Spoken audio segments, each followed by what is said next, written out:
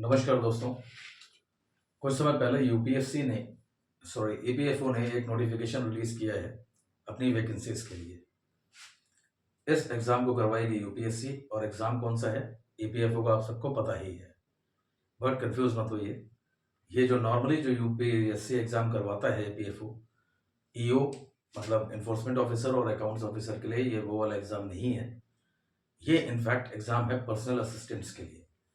ये vacancies UPSC ने अभी कुछ समय पहले ही रिसेंटली रिलीज करी है।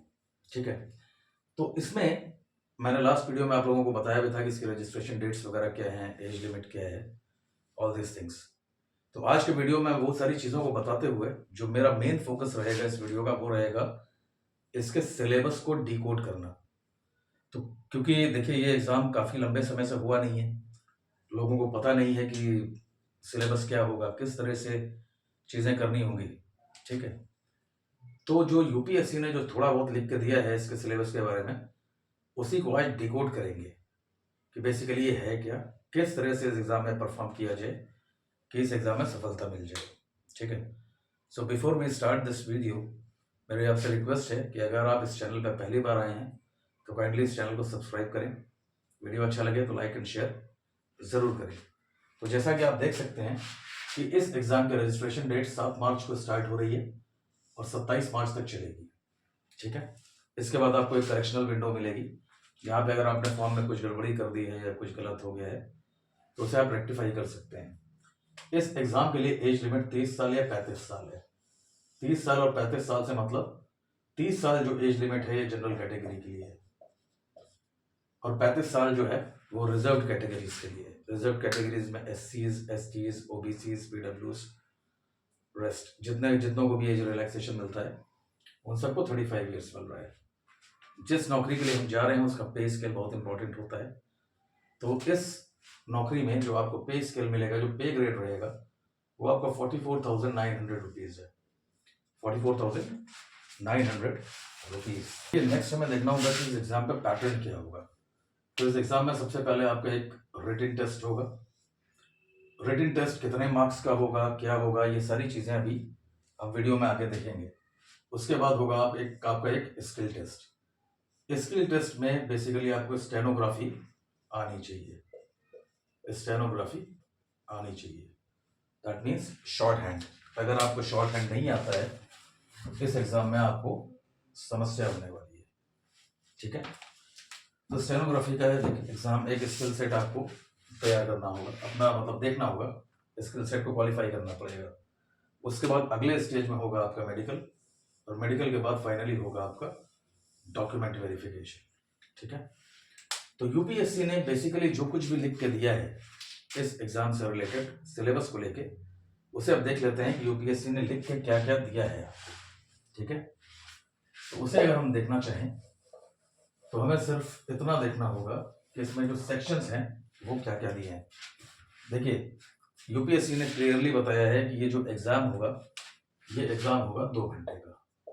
ये एग्जाम 2 घंटे का होगा और इसमें 1/3 निगेटिव मार्किंग होगी। इसमें 1/3 निगेटिव मार्किंग होगी। जनरली निगेटिव मार्किंग 1/4 होती है, बट क्योंकि ये एग्जाम यूपीएससी का है थोड़ा सा टफ तो होगा ही और वैकेंसीज भी अच्छी हैं, तो इसमें निगेटिव मार्किंग इन्होंने 1/3 रखी है। ठीक है, अब हम बात कर लेते हैं इसमें जो सिलेबस होगा उसमें क्या क्या होगा। सिलेबस में देखिए, जो पहला सेक्शन होगा वो होगा आपका इंग्लिश लैंग्वेज का। इंग्लिश लैंग्वेज जो लोग यूपीएससी की तैयारी देते रहे हैं इंग्लिश मीडियम में, उनके लिए तो कोई बहुत बड़ी चीज़ नहीं है, बट जो हिंदी मीडियम के स्टूडेंट्स हैं उनको थोड़ी सी समस्या आ सकती है। तो इसमें सेक्शंस क्या क्या कवर करने होंगे आपको।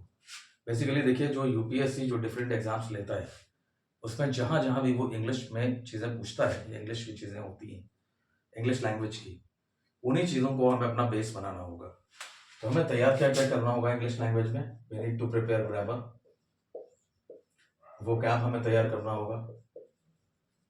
वो कैप के साथ साथ जो फाइंडिंग एरर्स होते हैं, फाइंडिंग एरर्स वो हमें देखने होंगे। और इसके साथ साथ कुछ और एक्स्ट्रा चीज़ें होंगी, जैसे सिनोनिम्स हो गया, एंटोनिम्स हो गया, ये सारी चीज़ें हमें इंग्लिश लैंग्वेज में देखनी होगी। ठीक है, अब देखिए जो इन्होंने जो नोटिफिकेशन दिया है उसमें इन्होंने जीएस वाले पोर्शन में इन्होंने जीएस नहीं लिखा है, वहां पे इन्होंने लिखा है जनरल अवेयरनेस। वहां पे इन्होंने क्या लिखा है? General awareness. देखिए यूपीएससी के एग्जाम्स में शब्दों का बड़ा वैल्यू होता है।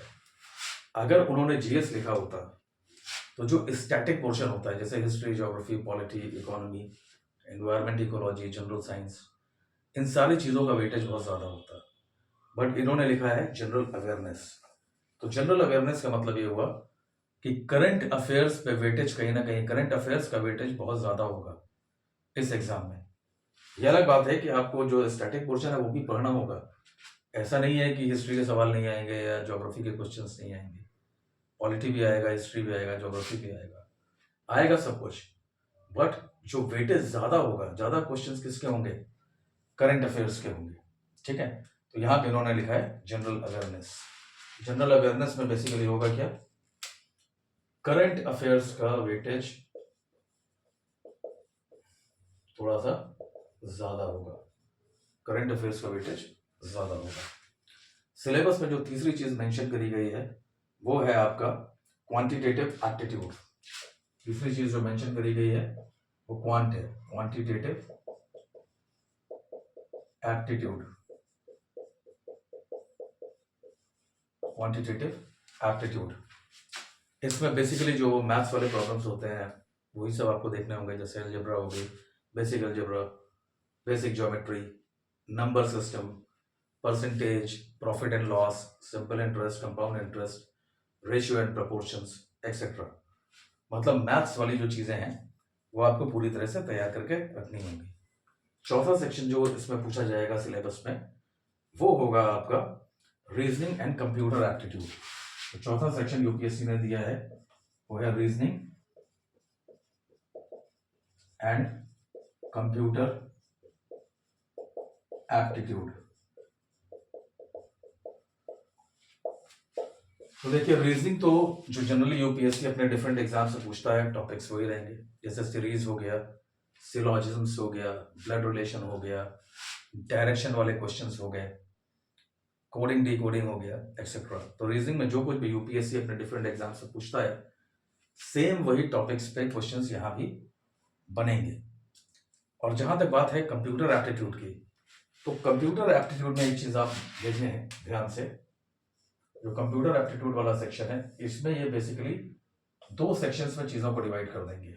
दो सेक्शंस में, एक होगा बेसिक कंप्यूटर्स, एक होगा बेसिक कंप्यूटर्स, जहां पे ये आपसे कंप्यूटर्स के जो बेसिक्स होते हैं उस पर बात करेंगे, जैसे वर्ड हो गया, एक्सेल हो गया, कीज हो गई, कौन सी की दबाने से क्या होता है, कीज के शॉर्टकट्स हो गए।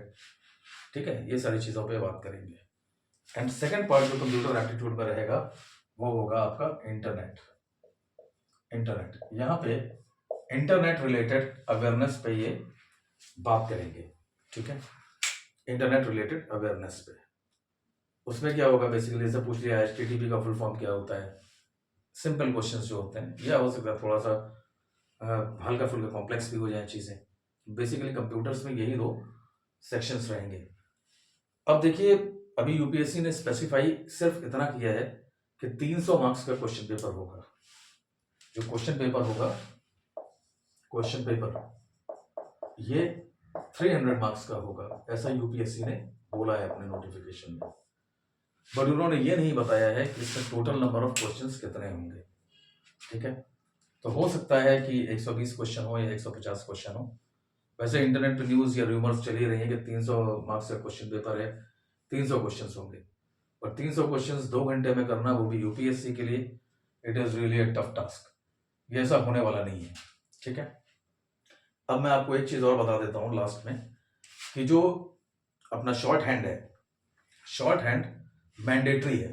जो शॉर्ट हैंड है आपका स्किल टेस्ट, स्किल टेस्ट जो आपका है बेसिकली ये क्या है, शॉर्ट हैंड है। और ये जो शॉर्ट हैंड है ये मैंडेटरी भी है और क्वालिफाइंग भी है। मैंडेटरी एंड क्वालिफाइंग है, मैंडेटरी एंड क्वालिफाइंग है, ठीक है। तो इन सारी चीज़ों को आप ध्यान में रखें और इसको ध्यान में रखते हुए अपनी तैयारी करें। एक चीज़ और था सिलेबस में जो यूपीएससी ने मेंशन नहीं किया है, बट मैं आपको बता दूं कि ईपीएफओ का कोई भी एग्जाम होता है तो उसमें लेबर लॉज के ऊपर क्वेश्चन जरूर बनते हैं, तो काइंडली अपना लेबर लॉज वाला सेक्शन अच्छे से तैयार कर लें, ठीक है। बाकी अगर आपको कोई डाउट्स होते हैं, कोई क्वेरीज होते हैं, तो you can just comment me, मैं आपको बताऊंगा। वीडियो खत्म करने से पहले मैं आप सब लोगों को बताना चाहता हूँ कि आप में से जितने भी लोग यूपीपीएससी की तैयारी कर रहे हैं, उसके लिए हमारा एक मेंटरशिप प्रोग्राम चल रहा है यूपीपीएससी प्रीलिम्स के लिए, और आंसर राइटिंग के लिए प्रोग्राम कल से स्टार्ट हो रहा है। जो भी लोग इंटरेस्टेड हो ज्वाइन कर सकते हैं। एक स्टूडेंट फ्रेंडली बहुत नॉमिनल सी फीस रखी गई है। जो भी लोग इसे ज्वाइन करना चाहें, मैं अपना व्हाट्सएप नंबर प्रोवाइड कर दे रहा हूँ, काइंडली उस पर कॉन्टैक्ट करें। और जो लोग पेड वर्जन पे नहीं जा पा रहे हैं किसी भी रीजन की वजह से, वो काइंडली मेरा फ्री वाला टेलीग्राम चैनल ज्वाइन कर लें। उस पर यूपी कमीशन के एग्जाम्स के लिए बहुत सारे इन्फॉर्मेशन मैं लगातार डालते रहता हूँ। इसमें स्टडी मटेरियल होता है, कंटेंट होता है, अपडेट्स होते हैं, नोटिफिकेशंस होते हैं, like there are a number of things which I keep on putting them on my free Telegram channel, the free one, and that is totally free, right. So I hope कि आपको EPFO के personal assistant से related सारी चीज़ें clear हो गई होंगी, और इसके सिलेबस को मैंने डिकोड कर दिया है। काइंडली आप इसी पैटर्न को फॉलो करें और एग्जाम में अच्छा परफॉर्म करें। Thank you.